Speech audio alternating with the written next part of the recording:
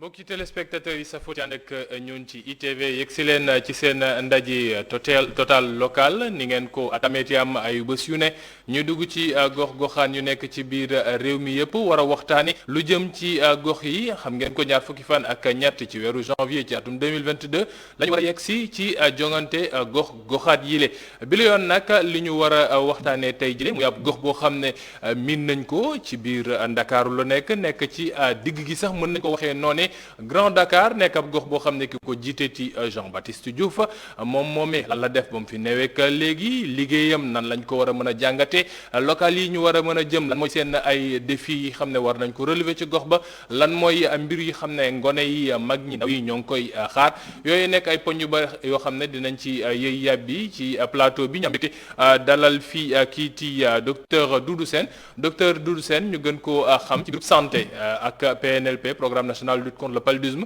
moom lañ ko gën a xamee waaye itam mu nekk tête de liste proportionnelle Benno Bokk Yaakaar ca Grand Dakar docteur ñu nuyu la dalal ak jàmm moom piqûre yeeg yeneen dañ koy tegee côté waxtaanee bureau de vote yi ak gox-goxaan yi. c'est effectivement ça maa ngi leen di nuyu téléspectateurs yi di am mbégte tey di ñëw fii pour waxtaanee li nga xam ne mooy suñu commune Grand Dakar.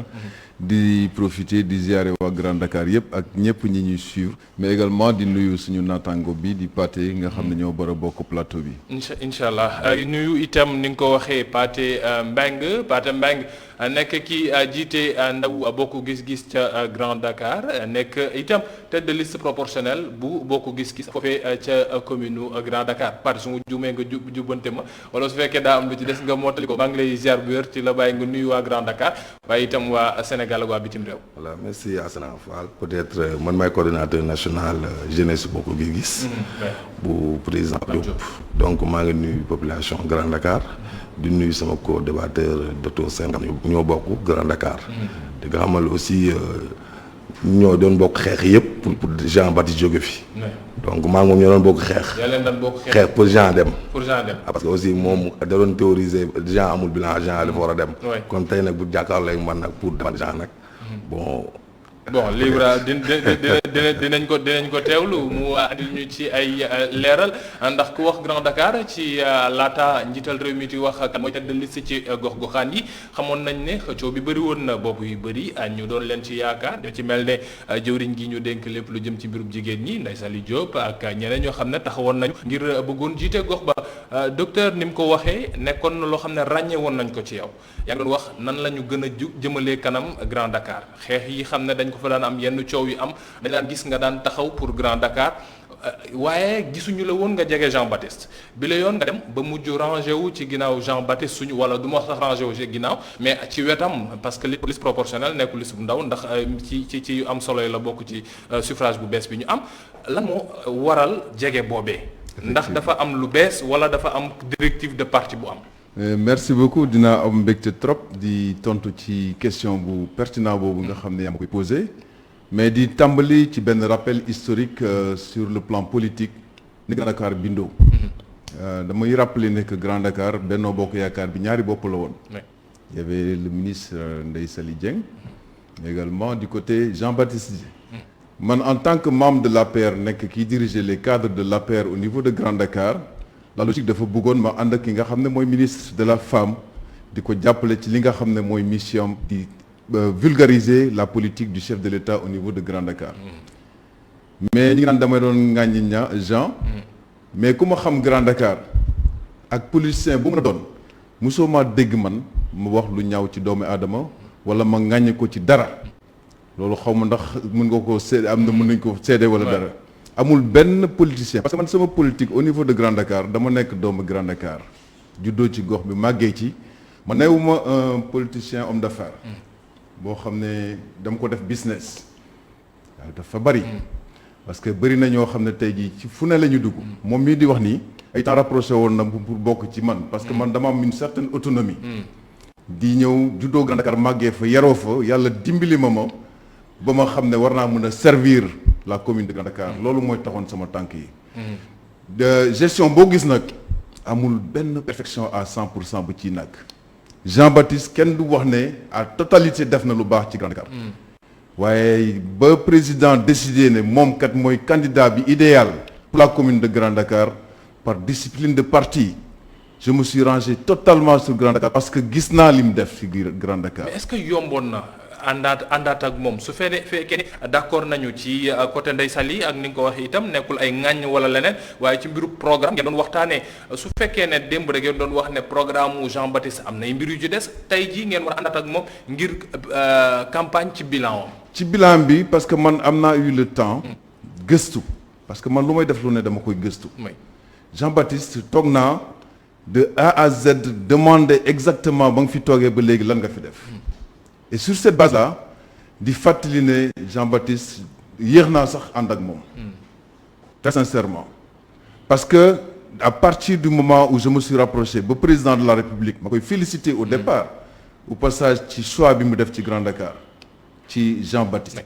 parce que depuis une semaine maag moom ñi ngi def porte à porte nit da ngay wax te yàlla rek tax. on a fait ko ñu 11 diable lañ tàmbalee ci laa commencé ak moom 11 diable c'est une ruelle qui est près de cinéma Al Akbar ñuy wàcc ba ko ñu béy ça fait 4 à 5 ruelles mais il y a pas une seule maison bu may dugg te dégguma la satisfaction totale des populations yi nga xam ne jot nañ leen a gis ci ngërëm yi ñu koy defal ci intervention yi muy defal ci élèves yi nga xam ne ñi ngi dëkk ci kër yooyu nga xam ne jox nañ leen bourse ba tey jii ñu mën a am lu ñu mën a jàngee correctement parce que aussi boo xoolee l'axe 2 du plan Sénégal émergent il est basé sur le capital humain et nit bu ñu la falee ci gox da ngay xool li nga xam ne mooy réalité gox bi en fonction moyens yi nga am nga définir sa politique accès ko foofu parce que Jean li muy def aussi daf ko tënk sur un plan de développement communal avec pure réflexion avec benn période boo xam ne nii dafa mobiliser toute la communauté de Grand Dakar pour faire le diagnostic de la situation de Grand Dakar au départ programme boo xam ne ak programme et sur cette base boobu mu xool li nga xam ne en fonction du budget parce que depuis que nous avons l'axe 3 de la décentralisation avec une communalisation intégrale il était nécessaire que commune bu nekk avec l'exercice de plein pouvoir bi nga am nga xool yow li nga xam ne mooy say recette li nga xam ne moom la état bi di jox nga basé wu sur loolu pour définir sa politique ñoom ñi wax ñëpp yaakaaruma ne Jean li mu def fii ci 10 ans yi nii en tout cas moi je suis très satisfait. Pathé par rapport ak li mu wax dégg nga ko moom nee na bilan wam su fekkee ne am na lu mu ci doon wax waaye ba mu xoolaatee gis na ne mbir yi am na lu bëri loo xam ne Jean def na ko kon est-ce que mën nañoo basé wu ci loolu rek pour wax ne docteur daa demee boobu. mais kii depuis 2000 mi ngi foofu doo ko wax lan la jot a def foofu. parce que depuis 2000 mi ngi loolu dinañ ci yegg si waaw boobu gis-gis loolu dinañ ci yegg si rek. peut-être ma rectifier ko. si way wax mi ne bon si moom laa nekkoon. bon peut-être. non newul woon ci moom nga ne woon da nga ko doon jéem a jege si. non mosuma ko jege. waaw le justificatif boobu laa indi. comme ni nga ko waxee doomu Grand Dakar là. je suis leader là-bas. peut-être moom am na sama numéro. ñu woo ni travail perspective locale yi. mais mosuñu toog waxu élection locale. donc dëgg aussi moo tax. mais waxtaan bi jéemoon na. non musul am musul am waxtaan pour ngeen jéem a ko ngeen liggéeyandoo. non musul am. mi ngi ne ma toog ko amul franchement musul am. d'accord beneen bi mooy par rapport du ma dugg si affaire bi na ko yaakaar. mais constance bu ñu am si Grand Dakar moom la ñuy am. ñun dañu ñëwoon pour ne Jean Baptiste il a fait 2 mandats. bilan 0 amul dara ñu def Grand Dakar loo xamante nit mun na si teg loxo wala nit mun na si teg bët. fekkee am na moom ministre plateau bi na ko wax ñu dégg. parce que nee na léegi koñ par koñ fu mu dugg am na satisfaction. kër bu mu dugg. dégg nañ gongo ñun dugg nañ fa. moom bu déggee gongo xam nga ni la leen dégg. Jean def na fii fukki at ak ñaar Jean dafa fi dara Jean dafa war a dem. d'accord ñun loolu la beneen bi mooy ma ñëw mooy. constance bu ñu wax mooy lii élection la ko xam. discipline du parti mun na ko tey mun na koo wax bu ko neexee may ko. mais pour xamal na ko moom dañuy nekkoon si combat boo xamante ne. pour faire partie Jean moom ci la bokkoon. ba benn mouvement sax bu ñu ànd sàmmandoo suñu gox.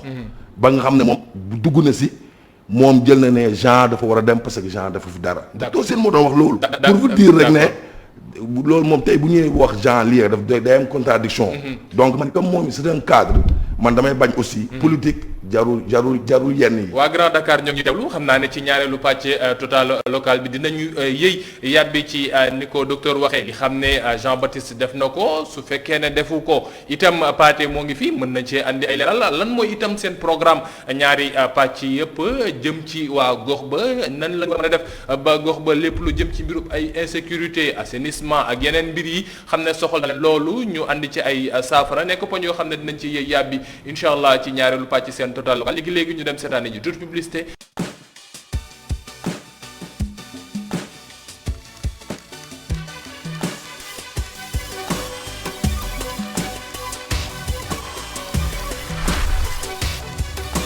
sant ko bu baax gërëm ko moom Serigne Modou Mbacké ñoo ci xibaar yooyu mu ñu andiloon sant itam Assane Ba mi ñu defuloon gën a xamale ak gox boobu ci île bu Carabane foofee ca bët Saalumu réew ma ca Ziguinchor la woon mbokk yi ñu yegg si ci ñaareelu pàcc seen total local ni ma leen ko xamale tey ñuy waxtaanee Grand Dakar ay maire ba ti Jean Baptiste Diouf at yam fa def mandaam lan mooy bilan la waa gox ba war a mën a gis waaye itam su fekkee am na loo xam ne gisuñu ko waaye def na ko itam lan mooy défi xam ne am na fa ca gox ba waaye ñaar ñi xam ne itam toog nañ ci plateau bi nan la ñu xalaatee na Grand Dakar la war a mën a gën a jëmee ca kanam loolu mooy ponk yi ñuy waxtaanee ci bés bile ak docteur Doudou Sène nekk tête de liste proportionnelle Benno Bokk Yaakaar foofee ca Grand Dakar ak Pathé Mbeng tête de liste proportionnelle bu bokk gis-gis itam ca Grand Dakar Pathé sànq ba ñuy jeexal am na lu mu laal docteur muy mbirub bilan nekk loo xam ne maire yu bëri dañ leen ci joxoñ ndax dañuy wax ne yenn saa yi du ñu gis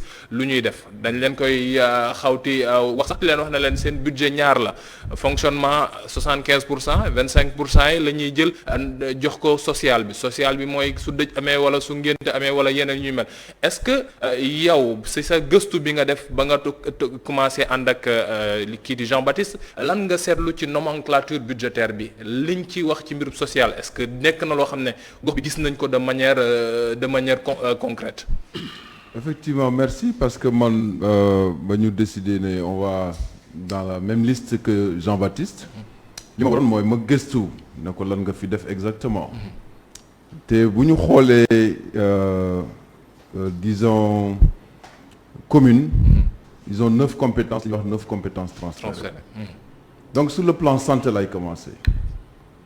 Jean-Baptiste fekk na fa déjà un hôpital qui a été construit un centre de santé construit par Mbacké Faye que ñu koy nuyu au passage centre de santé boobu am na extension bu ñu ci def pour lui permettre ñu am yeneen service yoo xam ne tey jii c'est grâce au maire la ko am bu njëkk ba c'était juste comme genre poste de santé la woon tey au moins il y a plus de 6 médecins yoo xam ne ñi ngi exercer foofu ci biir centre de santé c'est au niveau du centre de santé tout le personnel avec la communalisation intégrale li nga xam ne moom mairie de ville moo ko doon jël en charge la charge salariale de tout le personnel de santé est entre les mains de la commune de Grand Dakar soit à peu près 182 millions de francs yoo xam ne c'est des salaires yoo xam ne dañ koy joxe foofu donc loolu ñu ngi koy assurer mosuloo dégg Grand Dakar mu am problème avec le personnel de santé di féliciter au passage le comité de développement sanitaire foofu pour tout le travail bi nga xam ne moom lañ koy mëne fexe nañ ba am fa un chirurgien dentiste grâce au recrutement bi nga xam ne moom la commune bi def sur le plan santé toujours tu sais que président de la République ba mu ñëwee il a tout de suite parlé de la couverture maladie universelle yooyu c'est des approches qui permettent ay population bi ñu am facilité d'accès parce que accès c'est pas seulement nga dox rek dugg fenn mais il faut nga am les moyens financiers pour te ñëpp xam nañ ne situation bi ñëpp amuñu capacité fay tous les soins médicaux ci fànn boobu tous les élèves de la commune plus de 4000 élèves sont inscrits au mutuelle de santé de Grand Dakar ci fànn boobu tabax na le centre bi nga xam ne mooy abriter la mutuelle de santé de Grand Dakar pour permettre que ce centre bi nekk la mutuelle qui est l'une des meilleures de Dakar d'ailleurs mutuelle de santé yoroloo leen bor kenn yoreloo leen bor kenn CMU bi ñu ci nekk ñëpp dañ leen di wax na leen mbir bi yëpp rek fay bi du ma. non c'est un peu différent CMU agence bi ak CMU bi nga xam ne mutuelle de santé la boo xam ne Grand Dakar la donc il y a une subvention man mii sama bopp inscrire naa plus de 2000 élèves entre 2019 ba 2020 plus de 2000 élèves yoo xam ne foofu la ñu nekkoon man ma jël suma xaalisu bopp inscrire leen parce que xam naa li muy jëriñ ci benn fànn bi ci wàllu santé boo xoolee am na recruter du personnel communautaire yoo xam ne ñu nga fa di féliciter également tous les bàjjenu gox ñi nga xam ne ñooy contribuer sur le développement de la santé sur le plan de l'éducation plus de 400 élèves yoo xam ne tey jii d'étudiants yoo xam ne tey c'est la mairie qui leur donne les bourses pour faciliter vraiment leur intégration au niveau universitaire. xaalisu mairie bi la wala xaalisu mairie bi la c'est-à-dire que budget Grand Dakar bon attan na mën a fay ay bourses. tu sais que les budgets dafay am ay compositions yu bëree bëri mais li nga xam ne mooy secours aux indigents li nga xam ne mooy éducation le maire loolu tax ma wane ne maire bi quand même il a un bilan à saluer parce que le budget étant tellement faible il parvient à faire en sorte que plus de 400 élèves yoo xam ne tey jii ñi ngi dëkk ci Grand Dakar mën a bénéficier de cette bourse plus de 4000 élèves ñu inscrire leen dans la mutuelle de santé de Grand Dakar nga xam ne kenn ku ci feebar ku ne sa yaay ak sa papa du financer lu dul plus de 20% sur les 80% bu nekkee sa ordonnance wala sa hospitalisation toll noonu ci wàllu éducation tey jii pratiquement la réfection de tous les écoles primaires yi fa nekk yépp avec la réfection des tables de banc yi nga xam ne moom def na ko fa donc pour man y a un bilan qui est là visible. réfection table banc yi est-ce que amul coow parce que tamit gisoon nañu ay jamono ay ndaw yoo xam ne ñoo ngi ca gox ba bëggoon nañu dugg ci biir l'école yi di ko réfectionné. mais xam nga am na loo xam ne non duñ ko def ba mu andi ay coow sax parce que da doon wax ne ñooñu dañuy politique wala ñu mel. mais dama la bëgg a wax ne ak loo mën a def man mii sam bopp réfectionné naa au niveau de l'école Taïba benn bureau mais balaa ma ko def dama ko demandé. poliment ne ko man kat kii dafa maa sollicité parce que bureau bi dafa am nu mu demee dafa bëgg a déménager foofu moi personnellement avec mes propres moyens ma rectifier ma modifier ko bureau bi ba mu ne cocc mais sur l'autorisation du maire parce que nit ñi Sénégal dafa am c'est un état organisé doo ñëw rek ne tey jii man damay tabax benn hôpital comme ça damay ñëw rek def lii ci hôpital y a des structures yi nga xam ne comme compétence transférée nga nekk ci gox bi la moindre des choses looy def nga dem discuter ko ak maire bi parce que boo xoolee dans le terrain politique kenn ku nekk da ngay bëgg am sa visibilité bëgg def ay gestes pour demee nga ne maa def lii ci gox bi loolu kenn werante wu ne nit mën nga ko def mais boo koy def ko dans les règles de l'art d'accord sur le pare waaw yeneen point yi dinañ ci yegg si xam naa ne yeneen point yëpp di suñ ko bëggee lim pas de demee la parce que bilan ñaar la waaw bilan bi nga visité ak lu ñu gisul bi ba tey ci poñ yi ndax wax na lu jëm ci mbirub santé wax na lu jëm ci mbirub éducation yow mii nekk conseil municipal su fekkee ne yaa ngi ca biir su fekkee ne matal nañu santé bi ak éducation xanaa bon lépp gong waaw bon xam nga comme lu may wax malheureusement pour docteur moom yeewawul Grand Dakar dëkk Grand Dakar donc nu muy waxee ngay comprendre ne tête de liste la rek dafa bëgg défendre l'indéfendable parce que tey bu waxee poste de santé bu nekk Grand Dakar déjà le comité bu fa nekk boo xam ne Lamine Sall moo ko diriger ak le maire jubóo ils sont pas en phase chaque jour ni ngi jàppante gauche ak droite comité bu fa nekk moom moo indi docteur yi moo indi lépp c'est pas le maire moo ko def. bu fekkee ne déggoo ñu dafa impacté ci fonctionnement bi. si absolument parce que parfois comité de santé bi day bëgg def ay affaire mais le maire bloqué leen parce que nee nañ moom ñoom ñoo ko war a def ñoom leen war a tàggu.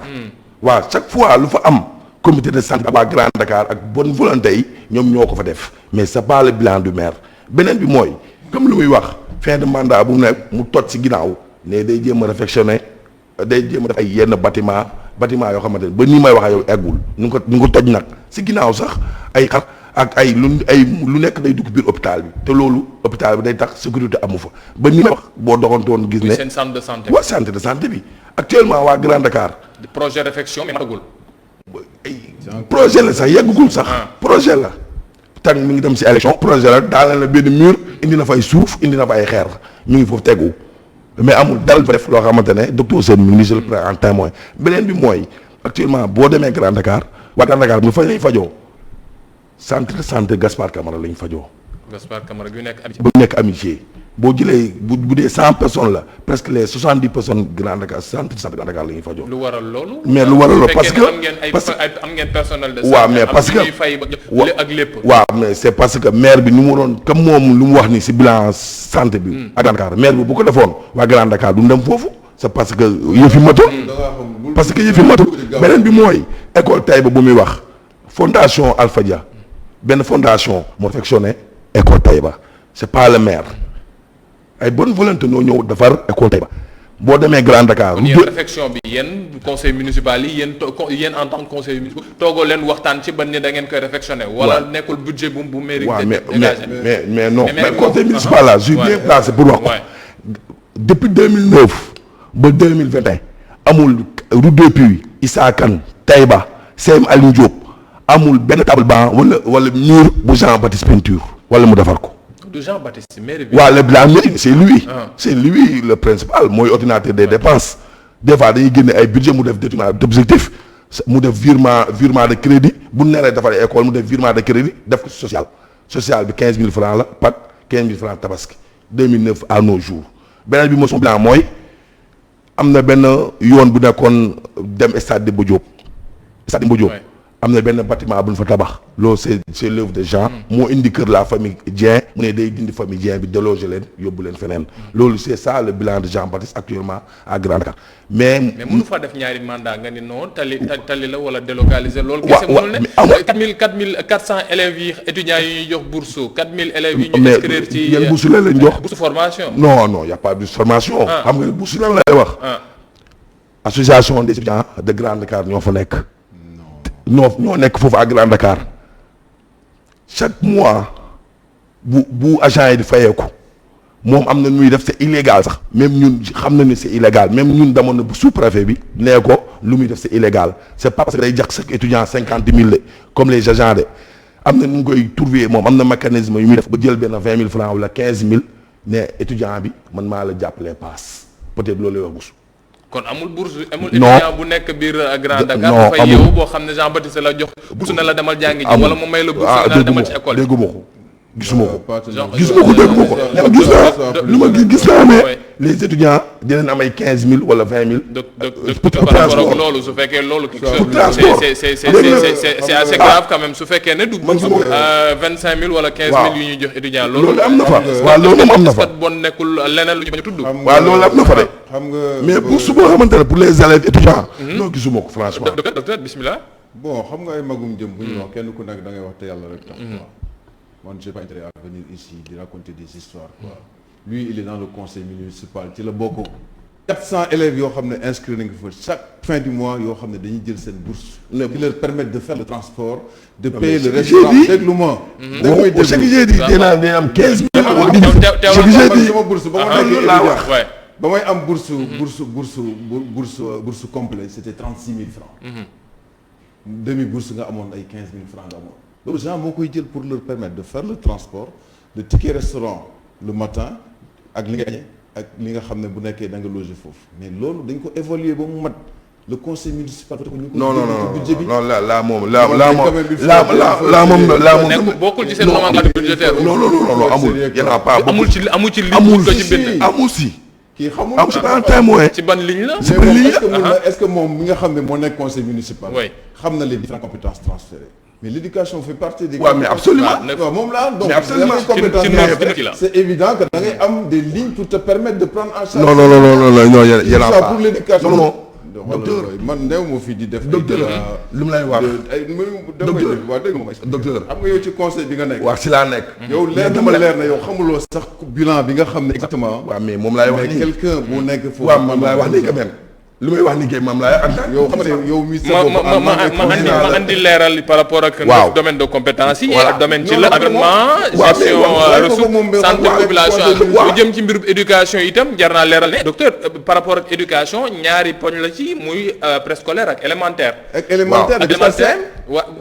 ba CM bi yenn saa yi dañuy wax ne la non CM bi dama ko moom ville de Dakar moo ko géré ñoo ko moom ci municipalité yi ville de Dakar par exemple day jël appuyer dans les différentes communes donc avant ñuy def la décentralisation intégrale c'est la commune de Dakar la ville de Dakar qui appuie la commune de Grand Dakar pour permettre de prendre en charge la plupart de ces dépenses là mais moom mii xam na ko bu baax waaw mais c'est que j'ai dit non moi j'ai dit bul neenal li nga xam la mairie de Grand Dakar à l'heure où je parle amul benn étudiant bu mu jox bourse de formation 50 000 wala 60 000. kon mais ñoo ngi leen di jox weer wu dee 15 000 wala 25 000 pour seen transport. non pas 25 000 ay 15 000 mu ngi koy def.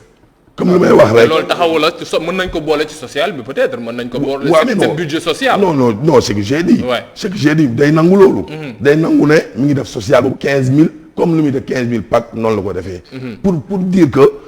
moom il pouvait faire plus mais malheureusement 15 000 yooyu les étudiants Grand Dakar yi intellectuels Grand Dakar yi 15 000 leen yelloo moom noonu mooy gis-gisam Jean-Baptiste d'accord waaw noonu mais am na lenn daal ndax 15 voilà am na noonu mooy mooy lu ñuy jot voilà pour remboursement beneen bi transport peut-être ak jàppale leen seen i ticket beneen bi docteur Sène ngi nii amul benn école Issa Kane du depuis boo xam ne Jean Baptiste defar na ko peinture na table yi wala peinture na miir bi tay bi moo fa am mais école yi xam ne dañ dégg ne defar nañ ko ci gox ba fondation moo ko defar mais fondation bi partenariat la non ak amul mairie bi non amul benn partenariat mais mënuñoo ñëw defar école da fekk ne ànduñu ak day mel ni jaaruñu docteur ci maire Sène bi day mel ni docteur Sène bëggoon defar CM Aliou Diop day jàpp mairie bi ba ñoo pare ne maire bi dama bëgg a defar moom ses propres moyens la maire amul dara maire mais loolu bilan du maire bi non c'est pas son bilan mënuñu ko ci nangu dugal mën nañ ko ci nangu non dugal mënul nekk su c'est pas fekkee ne possible mën nañ jàpp ne partenariat du privé nangu nañ ko ci non taxawalu non yooyu c'est-à-dire xam nga fu may waxee loolu Ouais. fekkoon am na dañuy ñëw conseil municipal délibération am mais délibération par rapport à ça musul am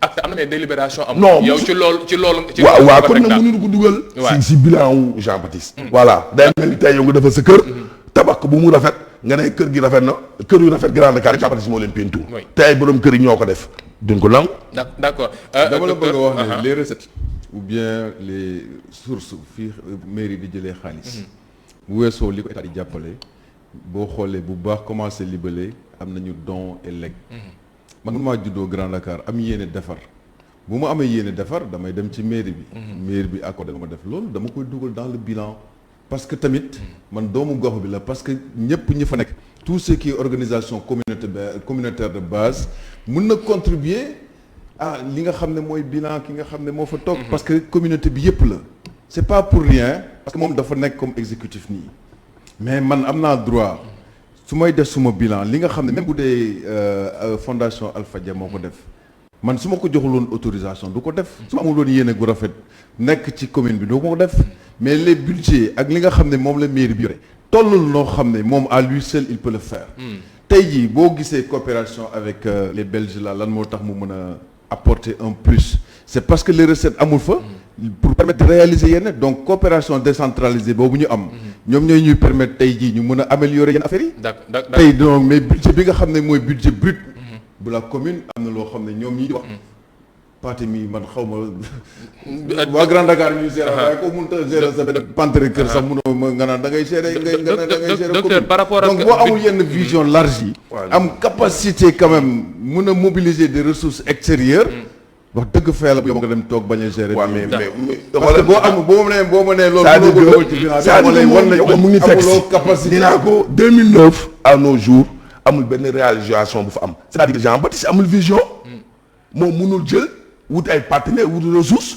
pour def ay investissement Grand Dakar moom day d'accord loolu mais investissement am na parce que ay nee nañu yow yaa ngi wax sànq ne am na fondation yu dugg si ñëw am yenn yoo xam ne def nañ ko kon mën nañ ko jàppee ne bilan am la mën nañ ko jàppee ne investissement externe la rek non man lu ma jàppee bilan mooy lu lu ma jàppee bilan Jean Baptiste mooy mooy mu ñëw délibération am conseil municipal wala si fonds propre commune bi mu def benn mu jël ñaari móol tabax ko sax pentu ko ñu ne Jean Baptiste moo ko fi def d'accord léegi Pathé par rapport ak budget bi yaa ngi wax sànq mbiru budget waaye xam nañ ne gox yi budget yi nekk loo xam ne am na doole noonu ci mbiru vision laay wax léegi pour ñu yegsi ci programme en tant que tel xam nañ ko Grand Dakar nekkul bërëb boo xam ne am nay entreprise yu mag li fa nekk mooy yenn station service yeeg yenn boutique yeeg yenn affaires yi xam nañ nekk ak marché yi nan la ñu war a mën a def ba ñooñee xam ne war nañ jox patente wala nan la ñu war a mën a defee restructuration budgétaire boo xam ne économie bi dinañ ci mën a gis seen bopp waa gox bi mën cee gis seen bopp ci yéen waa bokk gis-gis ci seen xalaat bi ngeen am. bon suñu xalaat. avec l'histoire de la décentralisation. commune plein exercice la. amatul dara lu fi Dakar di jël foofu.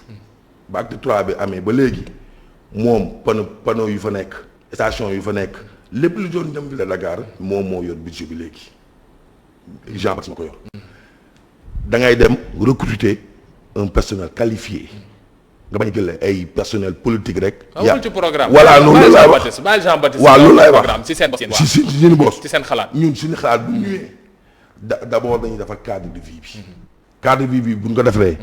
dinañ créer ay cantines yoo xamante ne créer ay cantines yoo xamante ne am na fu ñu koy teg. bu demee ba 18h comme en Europe ñi lem affaire yi. ñoom jaaykat yi dem seen yoon. si cantine yooyu.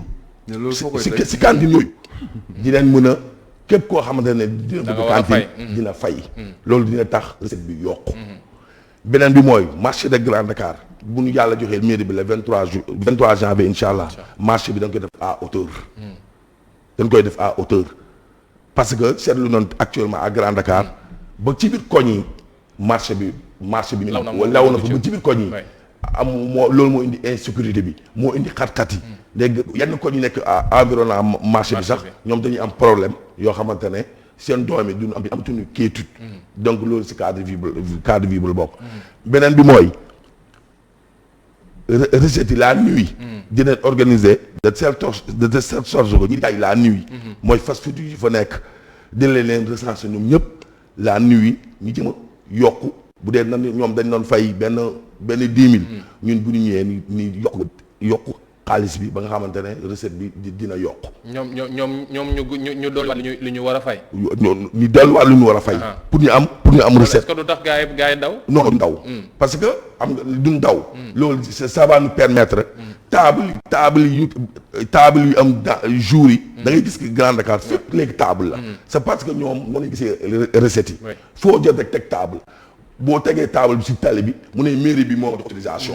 parce que boo demee mairie bi mu ne suñuy recette dafa ndaw mais il faut les organiser de telle sorte que bu dee benn pâté teg de table am muy fay benn 20 000 francs moo gën ñeenti pâté di occuper la voie anarchique ku nekk di fay 1000 francs ba xamante ne nit ñi si tali bi lañ dox oto yi ak nit ñi ñoo bokk tali bi. looloo tax ngeen bëgg yéegee marché bi. yéegal def ko à hauteur waaw pour mën a am gën a koppar. waaw recenser tous les cantines yu nekk Grand Dakar yëpp. ñuy fay les pétantes normalement. ñuy dem trésor. ñuy dem perception. di fay pétante mu bañ ay arrangement. voilà d'accord docteur par rapport ak mbirub koom-koom mbirub budget mairie xam nañ ko dafa ndaw ni ma ko waxee léegi itam par rapport ak mbir yi yenn saa yu bëri dañ la wax na la mairie yu bëri dañ la wax na la problème bi ñuy am mooy il faut que waa perception yenn saa yi ñu ñëw wala waa trésor ñëw pour mënti dugg ci roqaani te yenn saa yi di nga ñëw romb benn gox xam fii nga waroon mën a jaar est-ce que yéen ci seen programme boole ngeen ci peut-être nu ñu war a mën a soppee xaalis bi fu mu jógee mu war a jógee ci gox bi ñoom ñooñee yeewoo fa dem te récupérer peut-être taxi wala patente yi ànd ak ñi xam ne waa trésor la wala ñeneen wala waa perception pour que gox bi mën a am loo xam ne dina ko yore mu dëgër te waa gox bi itam xam lan mooy njëriñu taxi yooyu ñuy fay. effectivement man bëgguma sax di. waaw ñu dem ci programme rek bañ a tonantu. mais dama bëgg a wax ne. il faut nga comprendre la réalité socioculturelle bu Grand Dakar. Grand Dakar c'est sur 1,1 kilomètre carré. avec 60 000 habitants environ. muy à peu près 50 000 habitants au kilomètre carré. yoo xam ne amul espace boo xam ne nit mën na faa tegaat leneen. déjà marché ba c'est day refléter la réalité de cette densité bi nga xam ne moom la am. accompagné ko ak une réalité de la pauvreté qui est là kenn ku nekk bëgg nga daan sa doole. donc la vision bi nga xam ne kii am na ko. pour la prochaine mooy la continuité li nga xam ne moom tàmbali woon na ko. déjà sur la voirie on est en train de voir comment améliorer commencé nañu pavage yi grâce quand même à des appuis extérieurs mais avec des ressources propres. yoo xam ne plus de 200 millions le maire Jean-Baptiste commencé na ko tey jii ñu commencé di defar la voirie di pavé sur les premières ruelles depuis Al-Akbar ba ci suuf. assainissement jiitu na ko ndax mbiru assainissement tamit nekk na loo xam ne coono la. c'est une réalité mais il faut se dire la vérité jiitu na ko laataa ñoo def pavage yi. mais effectivement parce que on tient compte toujours de ça. parce que tamit pavage du da nga ñëw rek pavé lépp. les gens ils tiennent compte li nga xam ne mooy assainissement fu mu nekk. pour en cas bu ndox mi ñëwee ñu xam nan lañ koy gérer. donc ça c'est une première déjà commencé nañ ko. mais am na loo xam ne recette commune bi mënu ko. ku ko fi wax ne da nga yëkkati marché en hauteur. c'est possible parce qu'il faut avoir une réflexion qui te permette de mobiliser le maximum de ressources. taxes yi nga xam ne mooy taxe marché yi. il faut mu am une certaine adaptation à la réalité socio-économique. maire yi nga xam ne dañuy yen table nga koy muy fayeeku 75 francs wala 150 boo ko bëggee yokk à un niveau tu augmentes la pauvreté am na loo xam ne il faut que savoir s'adapter. bi ci des dinañ continuer sur le capital humain mooy fexe ba comme man en tant que doomi Grand Dakar juddoo fa màggee fa sama yaay nekkoon kuy jaay ci marché bi. sama papa amul woon moyen te tey jii grâce à des appuis yi nga xam ne éducation bi ma am ba tey ma mën a faj ay soxla. loolu mooy vision bi nga xam ne moom lañ am fexe ba kenn ku nekk tey jii Grand Dakar il regorge d'énormément de cadres. yoo xam ne bëgguma leen fi citer. Ouais. te pourtant ils sont issus de familles démunies. Je pense que la vision c'est de faire en sorte que dans des générations futures ñu am ñoo xam ne ils ont la capacité de relever le défi. mais ku leen mën a changer tout de suite la configuration globale de Grand Dakar c'est pas vrai. mais nit par booy wax da ngay wax mën a nekk. Oui. da ngay wax li nga xam ne yenu na maanaa ku ko dégg dina xam ne kat kii bu toogee dina xam li mën a ko def. parce que avec un budget réorganisation économique bi xam ne da ngeen ko soxla ndax wax nga ko nekk na gox boo xam ne dafa am lu muy refléter par rapport ak Grand Dakar mais aussi day nekk lu muy refléter par rapport ak Sénégal. mais effectivement parce que aussi nan ngeen war a def ci ba am réorganisation économique boo xam ne peut-être du ñu dundati ci marché bi mu war a mën a joxe ak patente kese. mais effectivement parce que y a d'autres filières yoo xam ne c'est pas seulement le marché. tey jii maire bi il a mobilisé des ressources pour le financement des femmes à travers leur organisation ak transformation des produits yi nga xam ne ñu ngi koy def pour mën ko reventer ci kii bi parce que les femmes tamit ñooy pilier boo xoolee de l'économie au niveau de nos communes ñoom ñooy dem ci marché yi ñooy dugg fu nekk pour parce que salaire bu nekk fi mu ne nii mënut a gérer lu bëri bëri donc la vision c'est d'investir chez les femmes pour que ñoom ñu am une certaine autonomie pour leur permettre d'assurer leur éducation seen doom yi assurer benn continuité ci nga xam ne mooy économiquement parlant tey nombre de les recettes yi nga xam ne yenn structures banques yi fa nekk ak yooyu la loi ne permet pas tout de suite nga am des recettes issues des infrastructures de grande envergure ñu mën ko verser directement dans la commune donc yooyu yëpp c'est des aspects yoo xam ne bu ñu modifier la législation peut-être dina permettre à la commune de pouvoir tirer des bénéfices énormes peut-être sur les certaines stations certaines banques qui sont logées au niveau de la commune pour permettre d'augmenter les recettes qui permettra budget bi nga xam ne moom la ñuy voter chaque année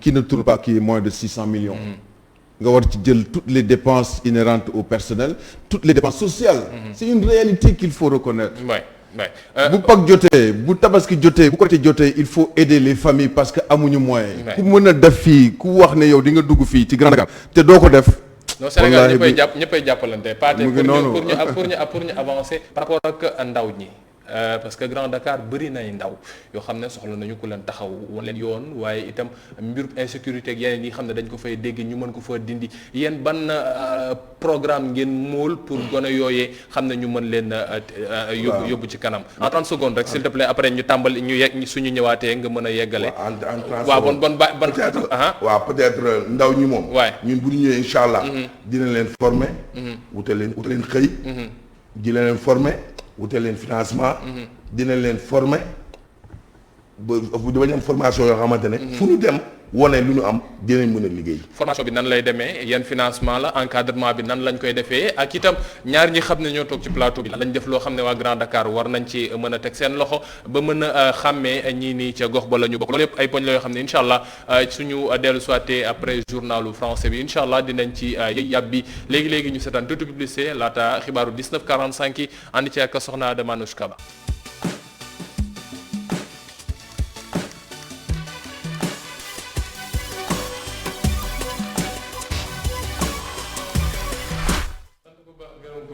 Manouche Kaba ci xibaar yi xam ne moom la ñu andi lool ci kàllaamay nasaraan mbokk yi ñu yegg si ci mujjanteelu pàcc seen total local te ñuy waxtaanee Grand Dakar ak itam suñu ñaari tête de liste proportionnelle yi di docteur Doudou Sène ak itam Pathé Mbeng benn bi bokk Benno Bokk Yaakaar keneen ko bokk gis-gis ñoom ñaar bu ñoo bokk yi daal waaye Grand Dakar gëm naa ne mooy li leen yitteel ndax ñoom ñëpp moom la ñuy xeexal alors Pathé sànq ba ñuy jeexal dama laa xawoon tënk rek xam naa ne damay bàyyi nga ñëwaat par rapport ak li jëm ci seen programme waaye lu jëm ci mbirub ndaw yi nan ngeen taxaw xalaatee war ngeen leen mën a taxawoo ndax Grand Dakar bëri nay xale yoo xam ne ñàkkuñu potentialité on peut dire. tout à fait parce que Grand Dakar boo gisee à 70% ay population jeune la bon pour revenir un peu en arrière vous m'excusez problème marché bi. bien vrai que suñu budget antinu ko mais partenariat public privé la parce que gis nañ lépp da ngay wuti partenariat ci biti pour ñëw def marché bi à hauteur même bu dee tant de milliards sax boo amee partenaire bu baax mën na la ko tabaxal non pour le moment lépp taxaw la 23 janvier la ñuy def rek pour tàmbali mbir mi. non loolu c'est déjà réalisé c'est déjà acquis. C'est déjà acquis. Pour le moment pour les jeunes. Déjà il y a des ouvriers à Grand Dakar. am na lu mu wax nii est-ce que doo ma ci leeral c'est déjà acquis. conseil municipal waaw mairie bi moo ko moom loo xam ne dafa war a jëm ci kanam wala yow waa bokk gis-gis la dama ne ñun suñu programme. leeral ko suñu programme actuellement à Grand Dakar. 23 janvier. 24 bi ñu commencé yéegal def ko à hauteur. déjà partenaire bi taxaw na loolu seen projet moom laa bëgg am lu leer. projet buy xam ne maire mi comme conseil municipal bi fi nekk instant yi moom ko taxawal wala yéen waa bokk gis-gis da ngeen am seen partenariat boo xam ne dafa am. conseil municipal bi fi nekk kay ci laa bokk. waaw moom laa wax noonu ci laa bokk si nga bokk loolu moom kay. amul lu dul frigo moo fa am te frigo bi doxul. amoo leen projet laa wax boo xam ne dafa jëm ci mbirub yéegee marché bi. actuellement le conseil municipal mooy partenariat amul. kon yéen boo ko gis-gis yéen yaa leen am seen partenariat bopp. waaw ñu am suñu partenariat bopp. nga xam ne bu ñu gañee rek tàmbali yóbbu à hauteur marché bi ci koñ yi marché bi dootul amati partenaire ban partenaire la. waaw non partenaire bi bàyyi ma denc ko. waaw loolu man maa la ko may. de toute façon diaspora Grand Dakar yi. ñoom bokk nañ ci. immigré yu nekk diaspora Grand Dakar yëpp. déjà commencé nañu dugal leen si. dugal nañ seen loxo déjà. bien pour les métiers des jeunes. waaw balaa ngaa yegg wax nañu dama bëgg a clarifier métier moom di nga ci wax. waaw léegi dama bëgg a clarifier loolu. waaw bismillah. xam nga sànq maa ngi doon wax ci bilan bi nga xaw ma arrêté. dans le bilan.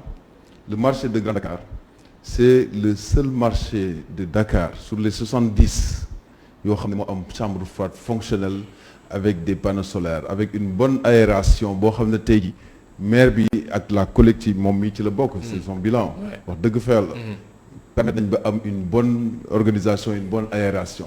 ci loolu la ñu choisir le marché de Grand Dakar pour bénéficier de financement qui lui permettrait ñu yéegal ko en hauteur. financement yu jógee fan.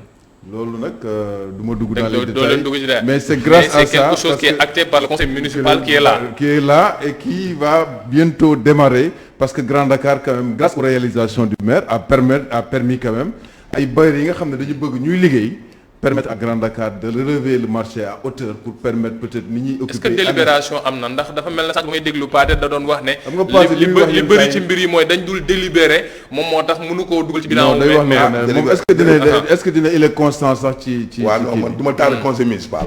waaw ba fii nii wax moom. tardé ma conseil municipal. waaw kon war nga ci xam dara yow itam man mi nekkul ci conseil bi moo xam. kon délibération amagul waaye. non loolu mënoo ko def te doo am délibération. partenariat am na. non moom partenariat benn lay wax. waaw te fii la ko fekk. avec les partenariat Belges belge boo xam ne moom moo war a yéegee marché bi. waaw non partenariat boobu lay wax. avec les Belges Jean Baptiste. ak ñun fii lañ ko fekk. te boobu financement lay def. te financement boobu sax dafa demee boor. d'accord dafa demee boor. xam nga bu ñu la nii bu la beneen bi mooy tànn la teg la ci conseil bi. ci programme. la moindre des choses. waxtaan nañ ak les ouvriers de Grand Dakar. moom dafa mel ne tënk na mbirub marché bi. waaw waaye bon nañ jàpp ne. waa Jean Baptiste am nañ seen projet. waaw yéen tamit am ngeen seen projet.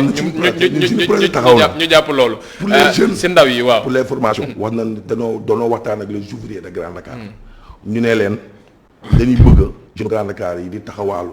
atelier yu ngeen yor fii. atelier bu nekk dinañ leen indil ay jeunes pour ngeen former leen. est-ce que formaliser ngeen atelier yooyu ba noppi balaa ngeen leen di. aussi former dëggoo ma ne la dina waxtaan ak ñoom. te ñoom ak réunion. nee leen dañuy seetlu ne jeunes yi dañuy taxaw si mbedd mi du dara. parce que amuñu benn occupation. mais ñun bëgg nañ tey ñun bu ñu yàlla joxee mairie bi même bu ñu ko joxul sax ces jeunes là. nañ dugg si atelier yi ñoom ñu mun a liggéey. waaw moom laa wax. waaw atelier yi ngeen bëgg ñu yëpp def nañ ko. est-ce que wax ngeen atelier yooyu ñu dem ci secteur formel maanaam ñu génn ci informel yu kayit ba xam ne ku jaar ci seen loxo peut-être mën na am leen loo xam ne suñ ko bindalee. kooku mën na dem feneen. waaw waaw nu encadré pour loolu. parce que même ñoom atelier pour ñu am yenn financement yi il faut ñu am yenn kayit waaw loolu yëpp ñu ngi koy def.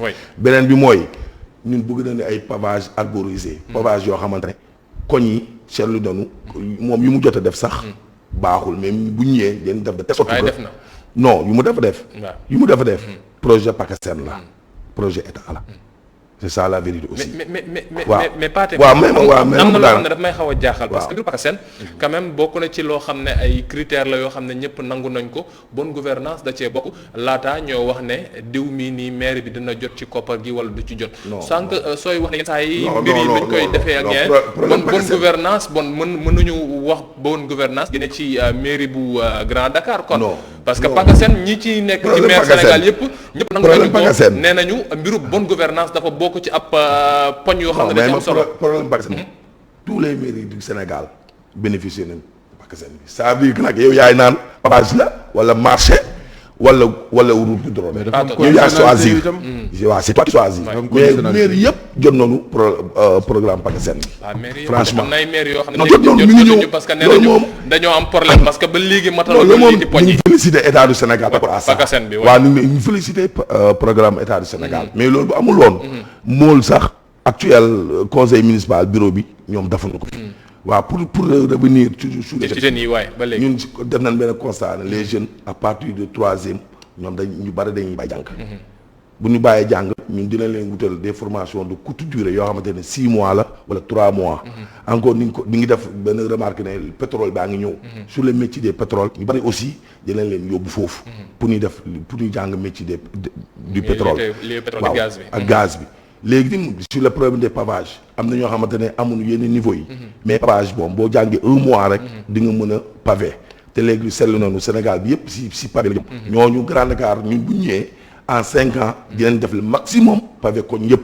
ñoom bu ñu paree ñooñu doon jàng pavé mun nañ dem si yeneen koñ ou bien si yeneen région mu nekk seen métier ñuy pavé.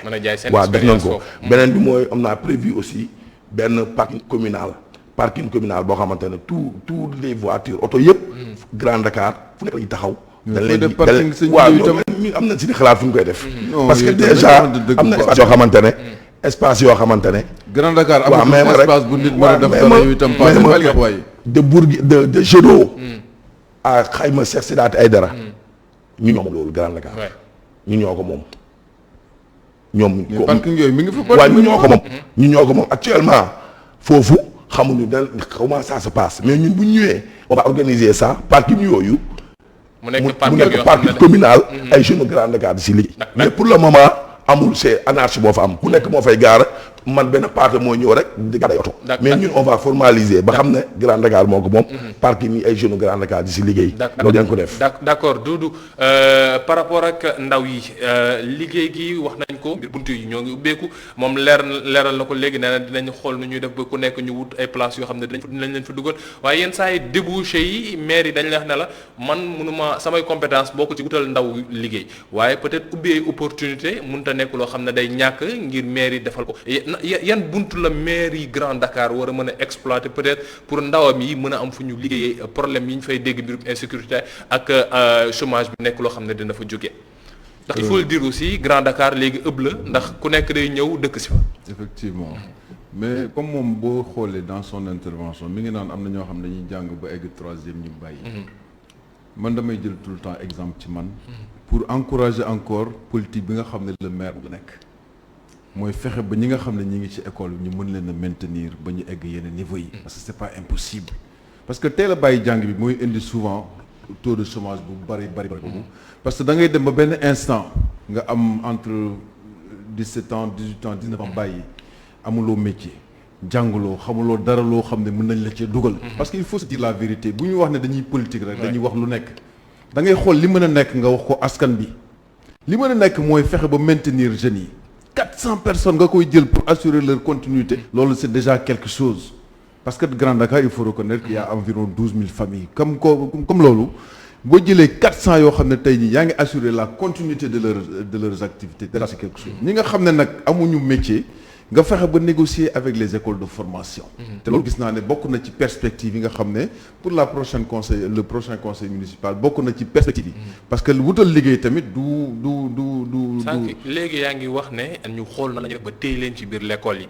loolu nan ngeen xalaate def ko parce que tamit neen saa yi nit dina wax ne mënatuma jàng parce que amatuma lu may jàngi jee. moom lay wax mën na la wax ne la du ma jàngiti parce que su ma yeggee l'école damay xiif du ma am lu ma lekk wala su aw ma fourniture wala aw ma lu ma sol nan ngeen yaakaaree ne war ngeen mën a andi ay remèdes ci déjà au niveau scolarité maa ngi doon wax sànq ci bilan bi parewul moom. tous les élèves de la commune de Grand Dakar pour les 6 écoles primaires amul kenn koo xam ne da nga ciy dem fourniture famille bi dañ leen ko teggal donc ça c'est un premier cas. boo demee ba egg au niveau par exemple bac wala dara.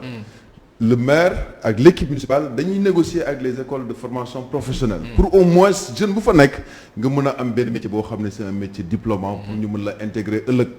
mais tant que amuloo déjà cette première étape bul yaakaar ne dañ la mën a wutal liggéey. il faut se dire la vérité. parce que kenn ku nekk dëkk bi pour mu dox il faut ñuy waxante dëgg aussi nit mënoo wax ne da nga bëgg métier. man am na ay jeunes dama lay jox exemple rek. man ci li may liggéey amoon na benn manifestation boo xam ne dama koy organiser chaque année ci wàllu su ma liggéey muy campagne ma wut ay jeunes ma ne leen dafa am ay camions yu ñu war a charger camion bu nekk boo ko chargé normalement c'est 100 000 francs booy ne duñu ko liggéey pour 7 camions c'est 700 000 francs donc pour dire que il faut que mu am benn volonté boo xam ne tamit il faut que ndaw ñi di ko nangu am bañ a xeeb dara parce que boo amul diplôme amoo qualité métier bu war loolu du mën a nekk donc ñun notre vision c'est faire en sorte que kenn ku nekk nga am benn qualification au moins wala à défaut ñu garantir la nga mën a fexe ba jàng sa circuit universitaire ba am sa diplôme li ci des ay compétition la ak ñaan suñu borom dimbali la ba nga mën a am dara d'accord donc il faut souvent que les politiques aussi ñun ñi nga xam ne ñoo nekk ci plateau bi askan bi wóoluñu ñi leen di wax li mën a nekk d'accord docteur léegi sànq ci tàmbali gi wax nga ko doomu Grand Dakar nga foofu nga màggee say wajur foofu lañ la yaree foofu nga meññee ba léegi nga doon li nga doon tey jii nga taxaw nekk njiitu cadre APR ca gox boobee nekk itam ko xam ne ràññee nañ la ci biir dëkk bi est-ce que docteur nekk na loo am na loo xam ne delloowaat na ko waa Grand Dakar yi xam ne tey jii ñoom la nekk di laajaat ay baat ngir ñu tegaat kii ci Jean Baptiste waaye itam moom mu bokk ci ñoo xam ne ñoom ñooy doxal seen dëkk. waaw damay ñaan di muslu suñu borom ci ay cat ak làmmiñ. man dama tàlli. yàlla moo ko bindee. man lu ma am mën naa ko joxe. ci loolu par exemple je dirais à partir de 2018 par exemple organisé naa fait une grande journée médicale boo xam ne plus de 6000 personnes consulté nañ leen parce que xam naa jafe-jafe yi nit ñi am. loolu grâce à des partenaires yoo xam ne man maa koy wutal sa bopp pour ñu ñëw jàppale ma ci liggéey boobu. man saa su ne maa ngi xalaat lan moo mën a jëriñ suma askan man ñëwuma ci politique pour xool lan laa ciy jëriñ. saa su ne dinaa fexe ba bu feet amee néew ji doole ñi nga xam ne jege nañ ma wala ñi nga xam ne sollicité nañ ma sama kéemtalaay kàttan ma def ko ci amul feetu tabaski amul feetu Pâques amul feetu korité boo xam ne man du ma jël suma koppar ci li may dajale ak suma salaire di ko jox nit ñi.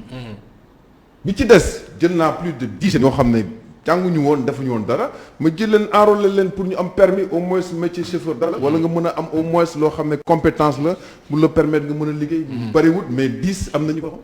man jël naa ci sumay moyen bopp wut benn siège boo xam ne femmes yi nga xam ne dañoo ànd ak man ci wàllu politique plus de 250 femmes yoo xam ne chaque jeudi dañuy daje fexe ba ñu am benn local boo xam ne dañ fay daje di fa def seen i tontine di fa def seen transformation des produits ni nga xam ne mooy produit koy di ko jaayat ci marché bi di defar ay eau de javel di defar ay saabu di ko jaay. loolu quand même yàlla mi ngi may dimbale. ci suma defoo ko xaar ci dara. xaaruma ci dara defoo ko parce que da ngay politique defoo ko da nga nekk ci gox ba waa APR nga bokk bon da ngay wane sa base. du loolu peut-être kenn ku nekk ak li la indi ci politique. man yàlla daf maa dimbale ba Sénégal am lu mu def ci man. ma bëgg ko delloo njukkal parce que tamit yàlla noppi na ci man. boobu ba léegi maa ngi liggéey te dugguma ci politique man newuma apprenti politique boo xam ne dañuy ñëw pour def ko business. am na ñoo xam ne nag business lañ ko def. man bëgguma tudd ay tur parce que ku mënta lijjanti sa bopp mënoo lijjanti askan bi. il faut nga mën a lijjanti sa bopp ba pare jaar fi nga war a jaar parce que je rappelle que man depuis 2000 maa ngi liggéey.